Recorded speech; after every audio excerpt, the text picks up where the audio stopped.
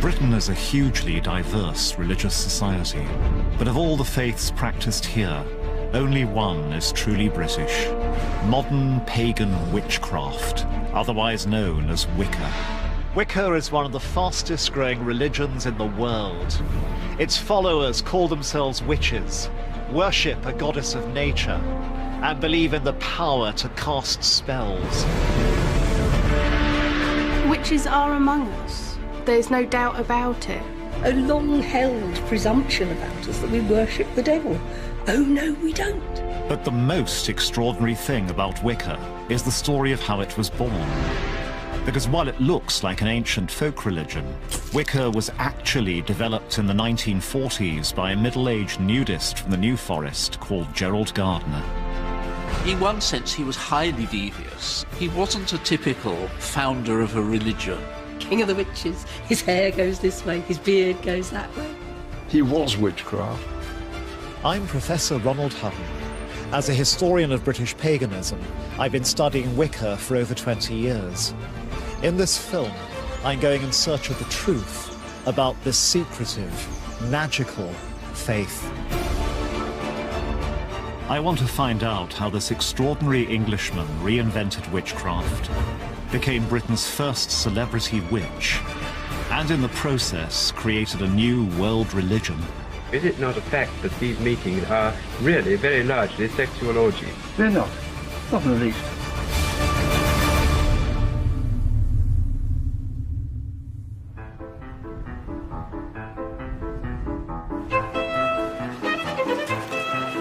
You might not realize it, but in modern Britain you are never far from a witch.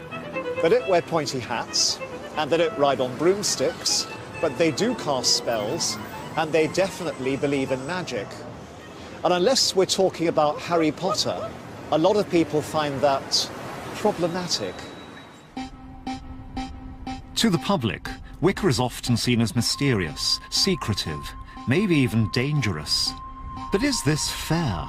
I've been studying Wicca for 2 decades, and I have yet to be turned into a frog. But if I'm really going to understand Wicca, I need to get beyond the textbooks and get under the skin of this religion. But first, I need to find them. And as Wiccans are notoriously secretive, even that's a challenge. Unlike other faiths, when Wiccans go to worship, they don't go to a church or a temple. They go somewhere altogether different.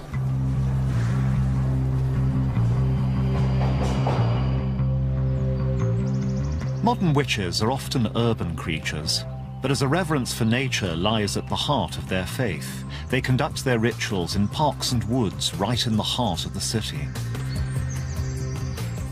This is a gorgeous looking place. Why have you chosen it, and what are we going to do here? Well, we're in Queenswood, which has been used by pagans for ceremonies for decades and decades. And what we're here to do is to have a Wiccan-based ceremony to remember what's sacred about us and about our connection and our connection with the land and the place that we live. And it's customary in Wicca that there aren't observers, there are only participants. So I'd like to invite you to join us if you'd be willing to. I'd be honoured. I'm a bit nervous. When doing a Wiccan ritual, one feels in connection with something very, very old and connected to the earth. And those things that we find deeply moving and beautiful, the moon, the sunsets, those parts of nature that we don't understand that give us a sense of mystery and awe. May this place. We make a Wiccan ceremony by casting a circle. What it's like to cast a circle is to make a space that is completely within nature in order that we can leave aside those things that we have to deal with every day. But this is a place of rest. So mote it be. So mote it be. There's a part of the ceremony in which we consecrate one another. And in that moment, we're doing the balancing act, which is remembering the divinity that dwells within. We're remembering, you know, you're a human being in front of me, but you too are divine. Blessed be. When doing a Wiccan ritual, one feels in connection with something very, very old and very beautiful and very connected to the earth. And all the tension of all the duties and all the things that we have to carry, I just feel it just draining away. Now, I thought that was a lovely ritual. There's clearly more going on here than just a bunch of people having a good time in a wood. There's something quite deep. But does it bring me any closer to understanding what Wicca actually is? Rituals like this, with their reverence for nature, feel like the continuation of a very ancient tradition. But in fact, nothing could be further from the truth, because Wicca doesn't have its origins in the mists of time, but in 1930s Dorset.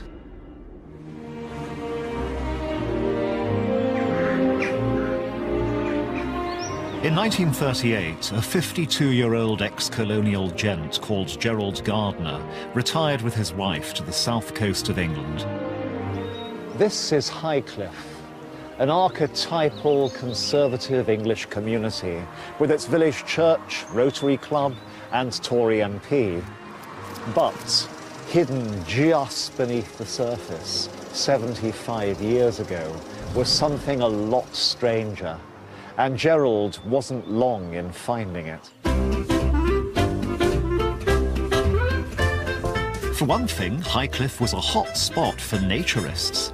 And despite his eminently respectable appearance, Gerald liked nothing more than taking his clothes off. When there's no sun to worship, their conscience permits a compromise with a sun lamp. Well, Gardner moved to this area in 1938, and this is the house that he bought. Wow. And this is where Gerald and his naturist friends would have enjoyed the sunshine. It's almost the perfect private nudist paradise. It it's is. Large, it's sunny, it's open, yet it's well hidden. But not to worry, everyone's equipped with this sort of clothes from birth. Gerald had found the perfect retirement spot, and he wasn't alone. Bankers, accountants, teachers, and a host of tea and scones types seemed to be keen on retiring disgracefully.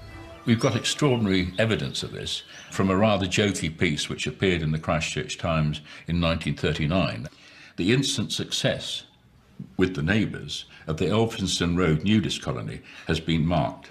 One old gentleman who has rented a second floor back says his outlook on life generally has entirely changed in the last few weeks. He is now no use for his car or fishing tackle and wishes to exchange them for anything useful such as telescopes, binoculars or camera. And also Gardner had a darkroom built, and I think he was going to develop and print his own photographs, but it may be that they were of a naturist nature, that it's not the sort of thing you want to take along to your local chemist, because even more rumours would have spread then. He would stand out when he arrived because he would look so different. He had this shock of white hair, and also what I remember was that he had tattoos on his arm. And I know of boys that they would cross the road because he was a bit odd looking. So, even with his clothes on, Gerald seemed different. It was rumoured that his racy photo sessions went along with affairs and a taste for flagellation. But Gerald wasn't satisfied. He was seeking something stranger, and in 1939 he found it. Gerald was about to become a witch. This old house in Hampshire has a remarkable claim to fame, for it was here on a night in 1939 that a middle-aged man called Gerald Gardner was apparently initiated into witchcraft. I was blindfolded, clasped from behind and told, "I give you the password." Gerald claims that he was stripped naked, brought into a room full of witches, all similarly nude, and then given the secrets of an ancient magical religion. I was then pushed through a doorway and into the circle. And then the word Wicca was mentioned. Wicca, witch. They're witches. Witches still exist. From that night until his death, nearly 30 years later, Gerald Gardner devoted his life to witchcraft. He appeared in the papers and on TV. He wrote books, and, crucially, he initiated others into Wicca so it would not die with him. The question is, What kind of man in 1930s England decides to become a witch? For clues about Gerald's journey to becoming Britain's most famous witch, we need to delve into his earlier life. Gerald Gardner came from a family that had made a fortune in the timber trade. He grew up in Lancashire, but at the age of 6, he was packed off abroad with his nanny because of ill health, and he never went to school. Gerald Gardner was essentially an unwanted child, I think, really, because he was asthmatic and bronchitic and he was sent out to the Far East for his health. But the family never really reclaimed him. Gerald was more or less sort of left on his own to learn, and he did. Country of sunshine and shadow, where the ancient mingles with the modern in the busy streets. Gerald became very well-travelled very quickly, and as a colonial it was natural for him to seek his fortune among the tea and rubber plantations of the Far East. This is not the driver's usual attitude. He's just posing for our cameraman. But while most colonials were content to sit back and drink G&T, Gerald went out and studied the tribal cultures of the places where he was living. In particular, he became fascinated by tribal ritual magic. It's not uncommon for some to go into a trance, as if hypnotized by the drug. One of the rituals that he attended was putting a young girl into trance. Disease was driven out of their bodies by spells. Magic to these tribal people was a matter-of-fact affair. It was real. Gerald says it was really quite an atmosphere. It was quite unlike anything that he had seen before. Gardner's fascination with tribal magic went along with a deep interest in Western occultism. He was inspired by pioneers like Sherlock Holmes author Arthur Conan Doyle, who was heavily involved in spiritualism and had become one of the most prominent public figures in magic and the supernatural. Gerald picked up on Conan Doyle's magical world, and it wasn't long before he was following in his footsteps, experimenting with seances and spiritualism. The tribal rituals he then witnessed in Malaya only cemented this belief that magic was a powerful and very real thing. So, by the time he retired to Highcliffe, Gerald had been studying magic for decades. And he soon made contact with local occultists, in particular a large group of Freemasons who were based nearby. He found a people who were, if not exactly like-minded, then similarly minded. There were some people who were very interested in esoteric things. There were others that were interested in nature and nature spirits. They were people who knew the local folklore, they knew the lie of the land. Those people, as he got to know, were interested in something else as well. This something else turned out to be a kind of native English version of the ritual magic Gerald had experienced in the Far East. It was real English witchcraft, and Gerald wanted in. Imagine, if you can, how this sort of thing would have seemed to most people in 1939. To most residents of Highcliffe, had they but known the truth, Gerald would have seemed little short of insane. But was this all madness, or was Gerald simply following tradition? In Britain, there is a long history of useful witchcraft dating back to the Middle Ages. Known as the cunning folk, these witches would cast spells to heal the sick or bring good luck. Research has shown that Gerald essentially used these spells in his own New Forest rituals. But it was his ambition that set Gerald apart from the cunning folk of old. For him, these English folklore spells held much greater power.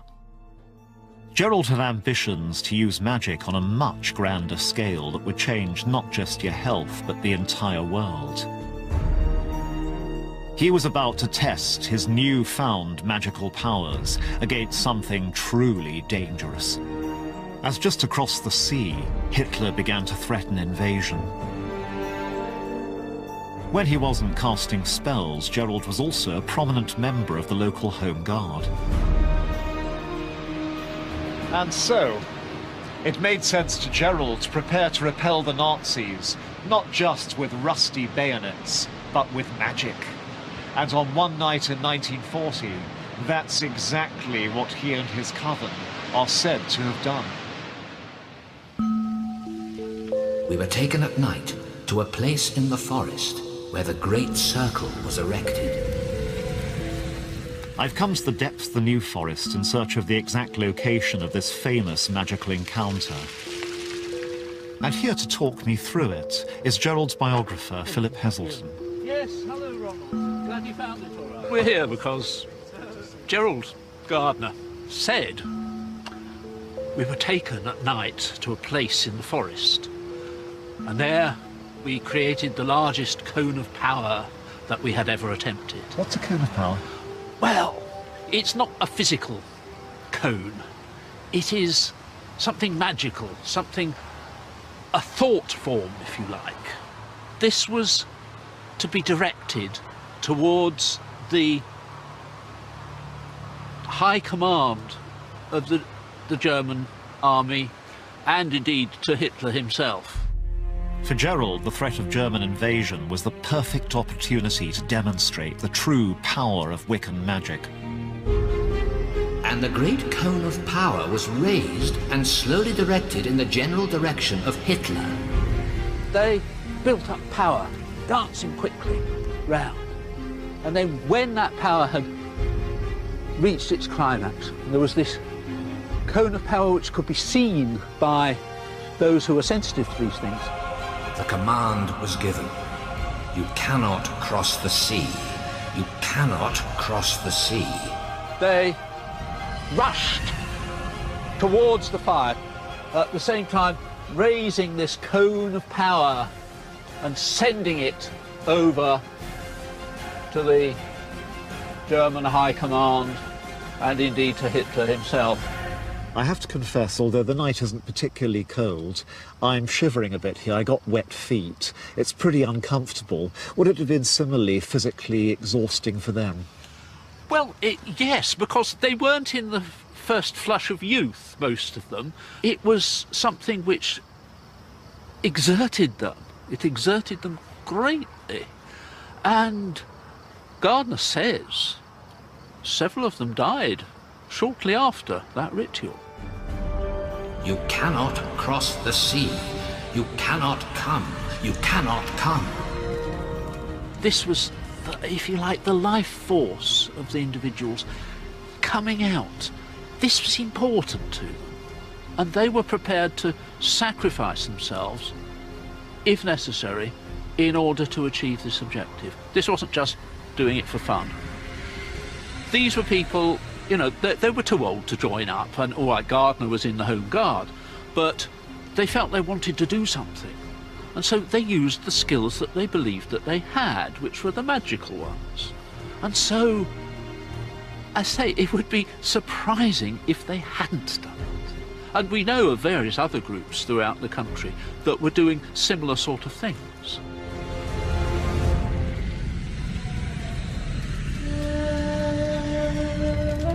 Now, from the perspective of the present day, this story might seem utterly preposterous.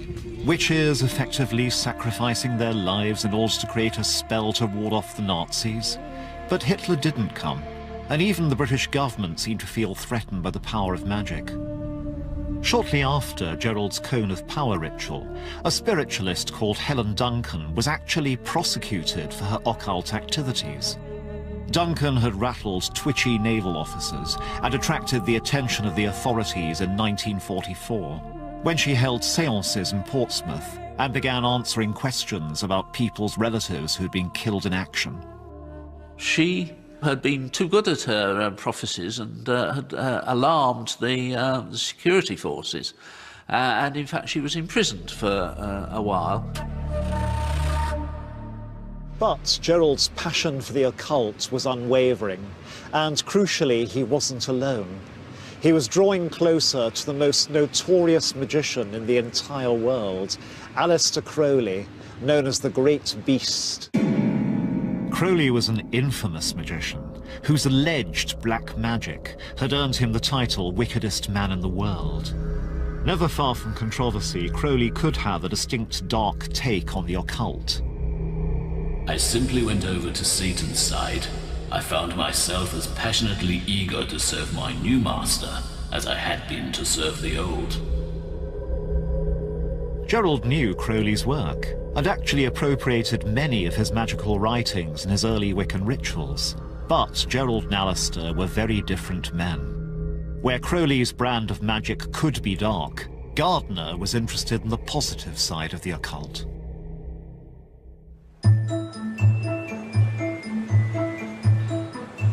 And these colourful characters gathered here at the Atlantis bookshop, which had a temple in the basement and sold rare texts with instructions on how to summon the dead, talk to angels, and wield supernatural power.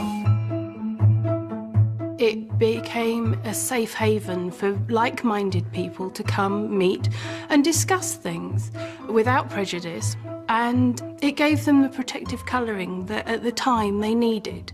What sort of things happened at this shop, and why do they matter to history?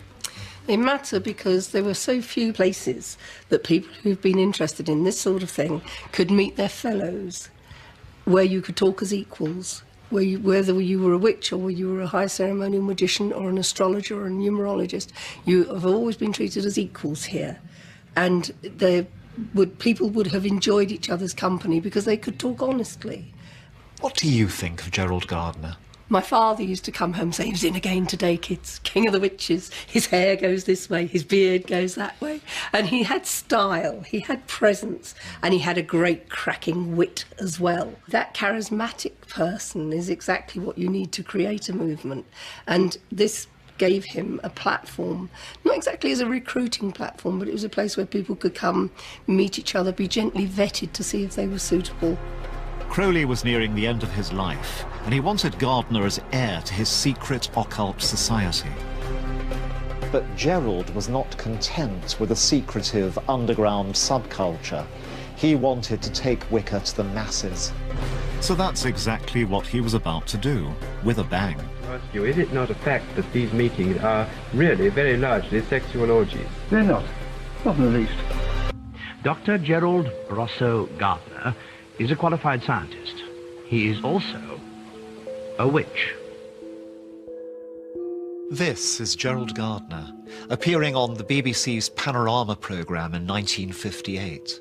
Most witches are initiated quite young, and of course, some of them are young, some of them are middle-aged, some of them are old.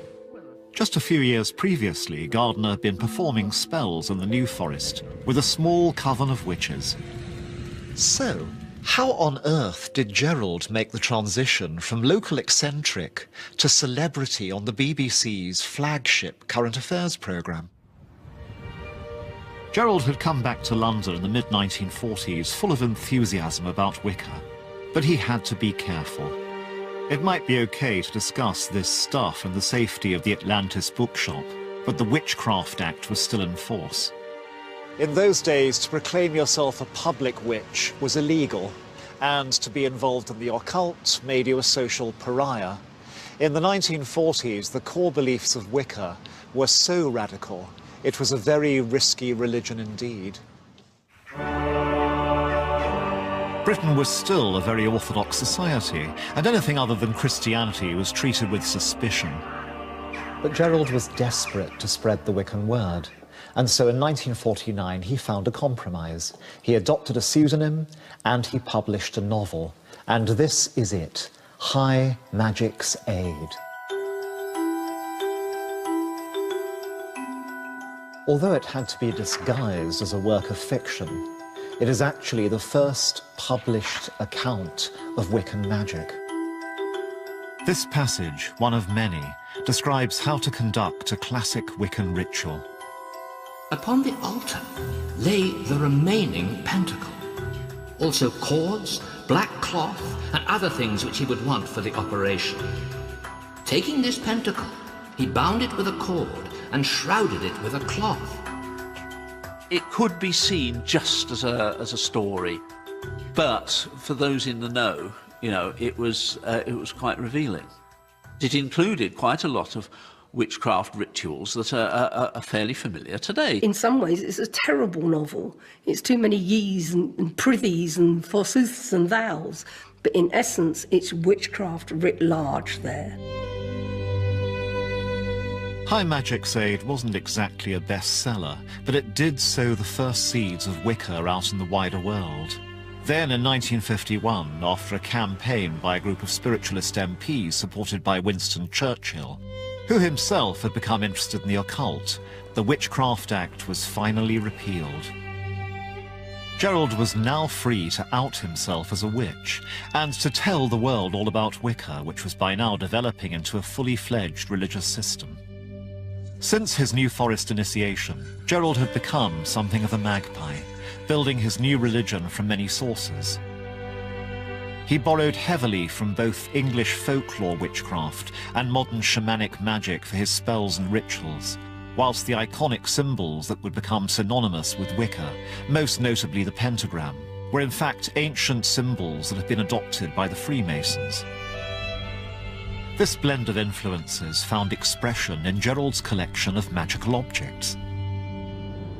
But to see some of these, you have to go to a rather unlikely location.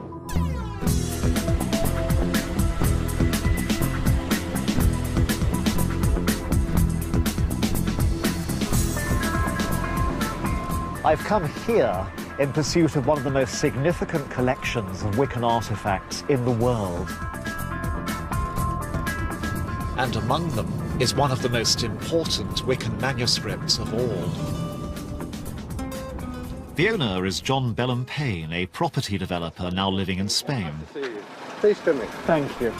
He is also one of Wicca's senior priests, and in the great tradition of the faith, has had many of Gerald's most prized magical possessions handed down to him. Wow. Can you talk me through some of Gerald's objects and explain what they were for? Okay, this was Gerald Gardner's wand, or at least one of them.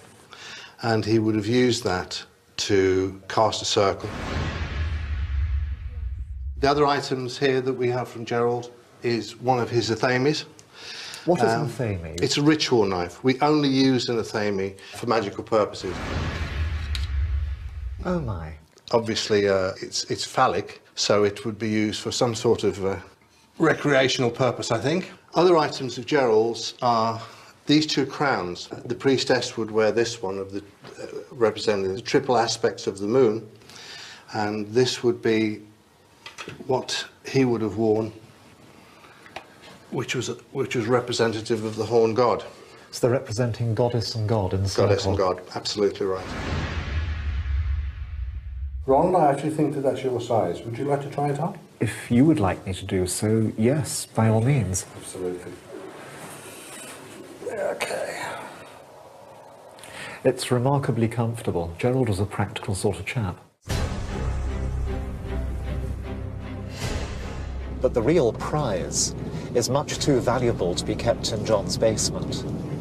Worth more than $1 million, it's locked away in a much more secure location. Now I'm being granted a remarkable privilege. I'm about to see a Wiccan Holy Grail. Here, in a secure vault in this bank, is one of the most significant and valuable religious documents of the 20th century.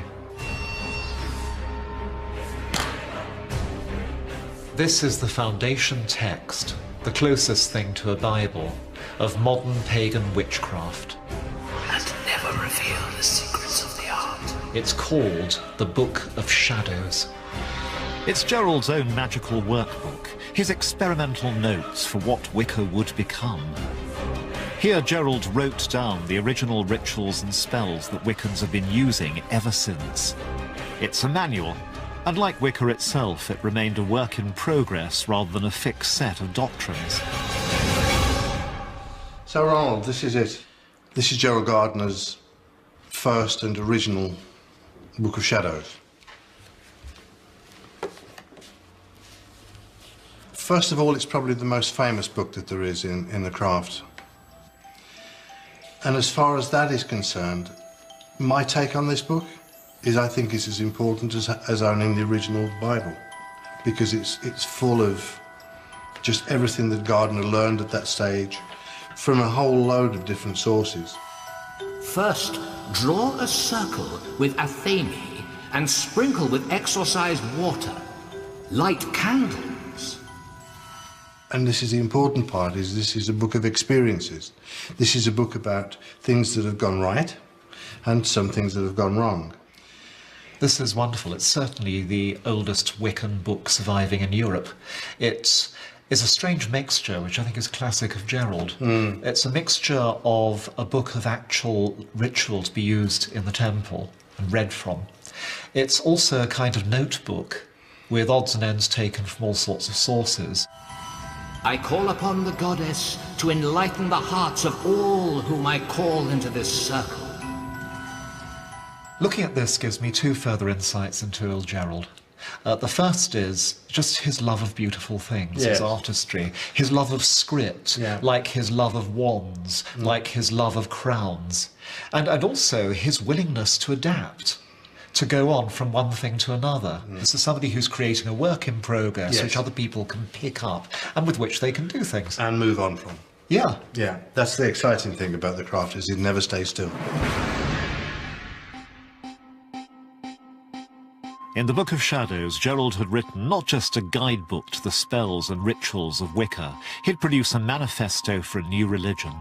Wicca had truly been born, and now he was desperate to take it to the masses. Gerald was now a man in a hurry, desperate to ensure that Wicca didn't die with him.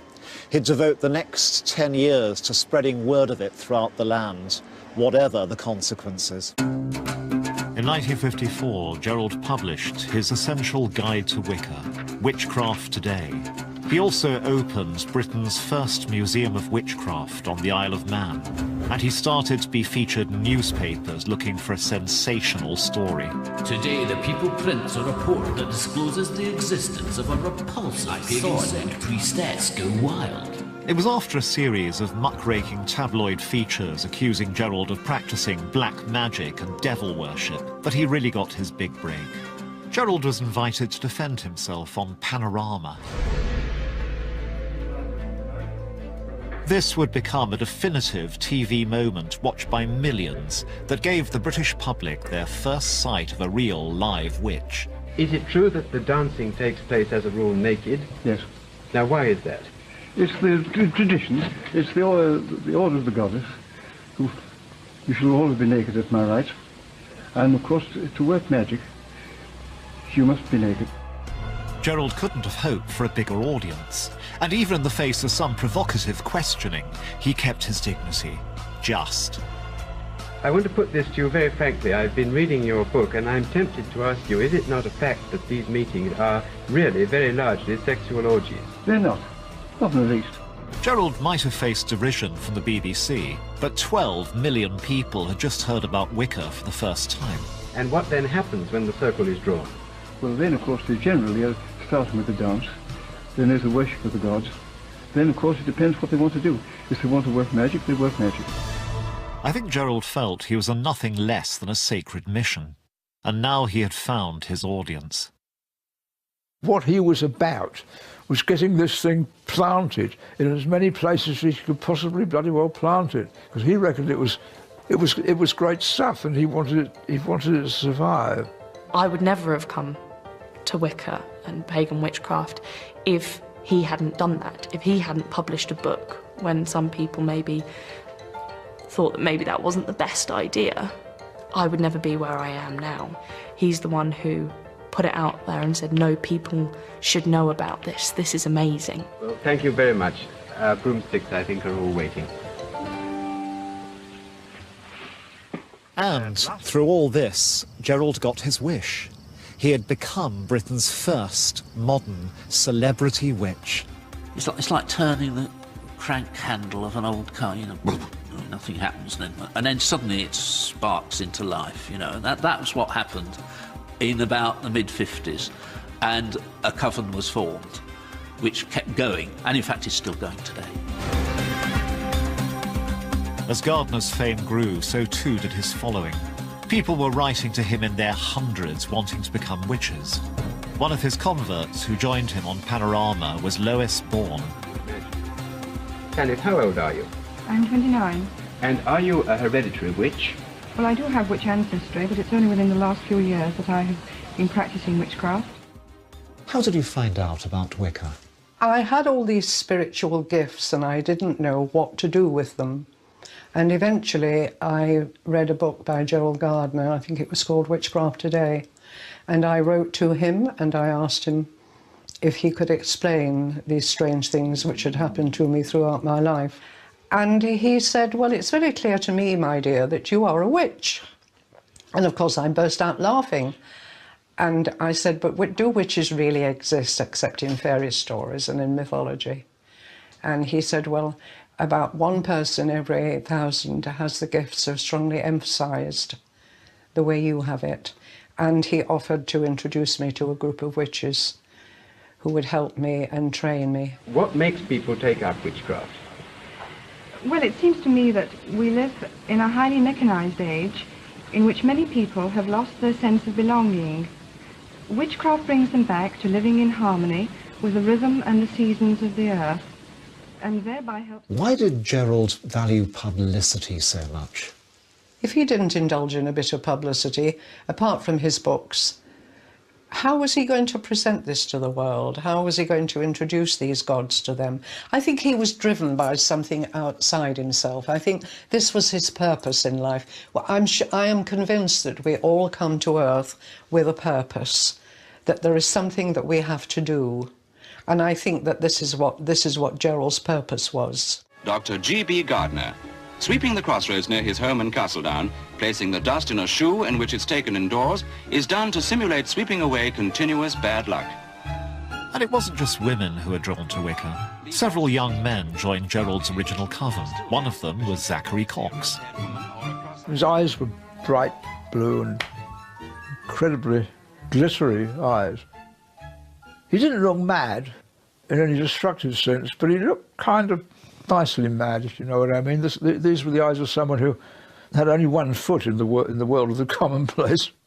I don't know how a guy gets into that state, I'm sure, but he'd got into it somehow. He was witchcraft, if you like.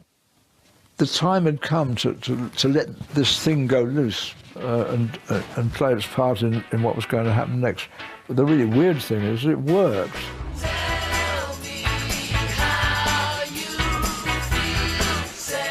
And at the dawn of the new decade, there was something else in the air that would work in Wicca's favour: social revolution.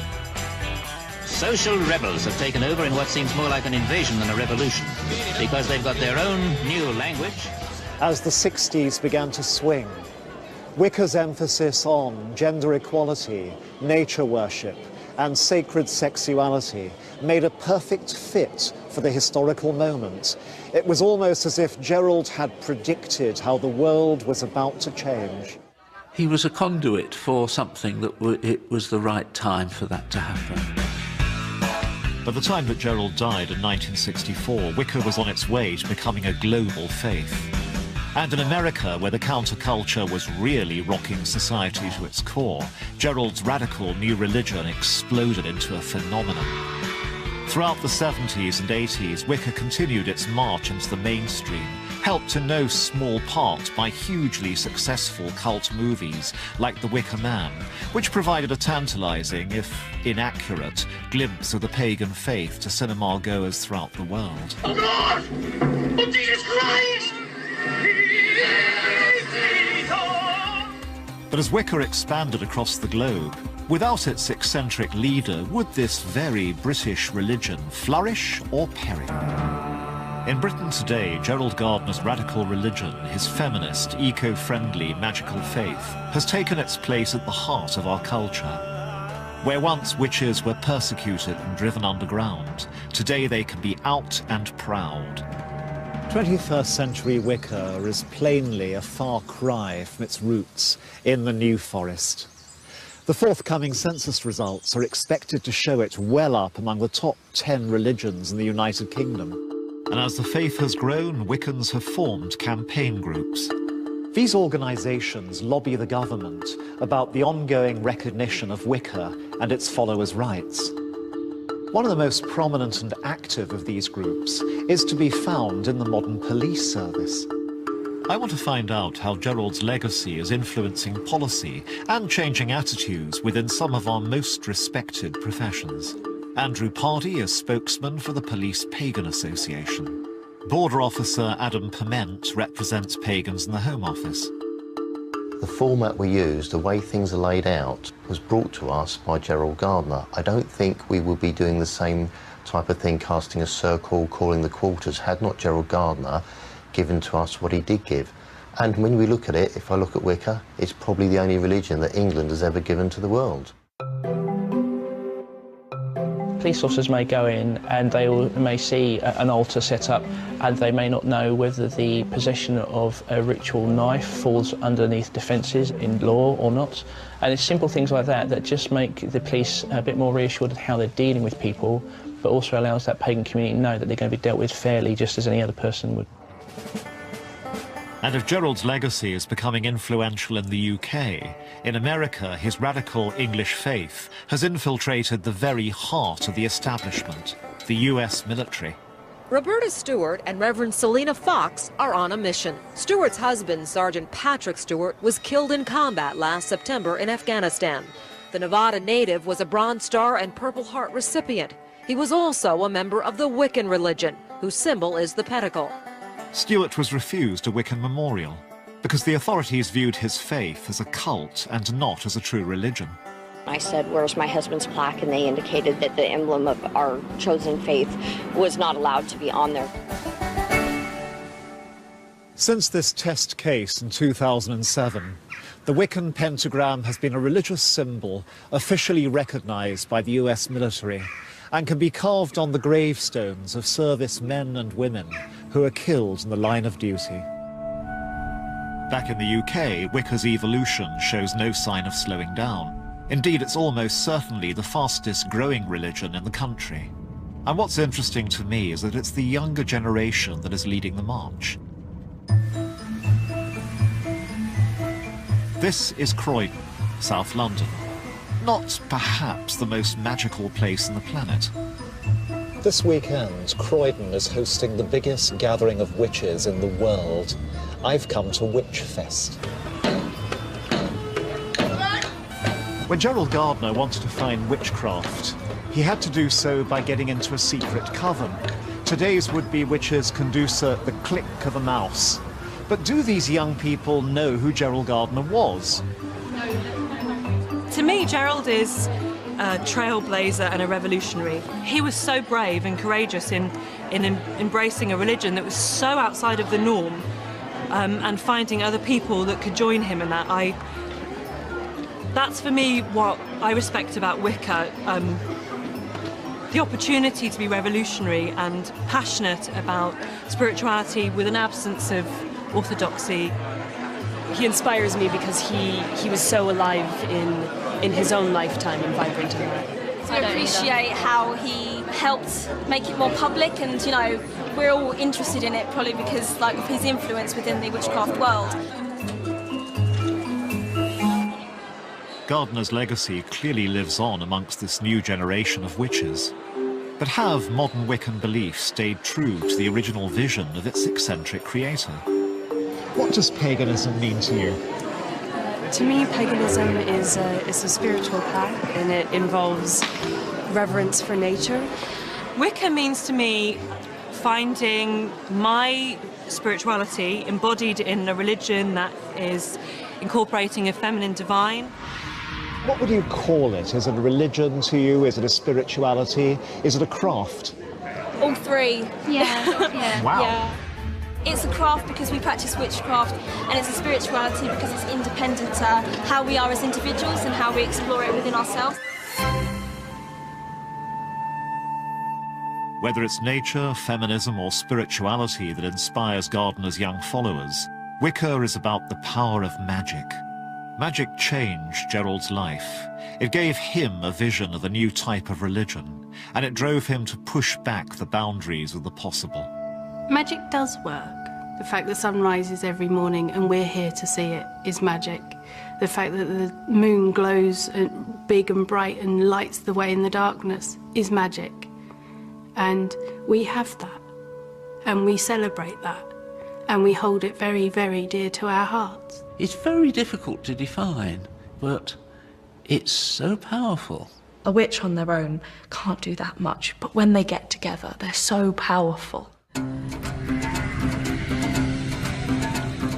In the course of making this film, I've encountered many people who practice a religion called pagan witchcraft, which to them is clearly as beautiful, transcendental and effective as other faiths are to their believers. And it was brought into the world by a classic English eccentric who managed to publicize a religion of lasting power.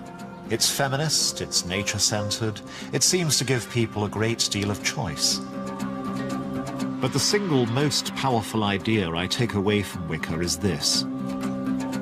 Whereas other faiths say, this is what you should feel about the divine, this one says, this is how you can feel divine.